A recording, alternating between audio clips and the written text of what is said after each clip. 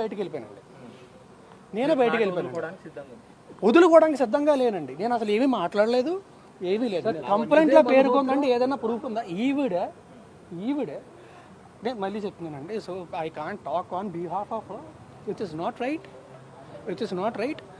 So ఆవిడని బెదిరించిందండి, వాళ్ళ అన్నయ్యతోని చాలా ఫిల్తీ లాంగ్వేజ్లో మాట్లాడింది. ఇదంతా జరిగింది, ఇవన్నీ కూడా వాళ్ళ దగ్గర ఉన్నాయి. వాళ్ళు కంప్లైంట్ ఫైల్ చేస్తారండి. I can't talk on behalf of which it's because it's not right. పెళ్లి చేసుకుంటే నమ్మించి మోసం చేశానని ఒక దగ్గర చెప్తుంది, మాకు ఆల్రెడీ పెళ్లి అయిందని ఇంకో దగ్గర చెప్తుంది. గుడిలో పెళ్లి చేసుకున్నా అది చెప్తే అబద్ధం చెప్పడం మొదలు పెట్టినప్పుడు ఏ అబద్ధం అనేది చెప్తారండి. నేను నించొని నిజం చెప్తున్నా. 2-3 ఏళ్ళు అంత బాగానే ఉంది. ఆ తర్వాత మా అందరికి ఎటువంటి రిలేషన్షిప్ అంటే శారీరకంగా కానీ ఎలాంటిది లేదండి.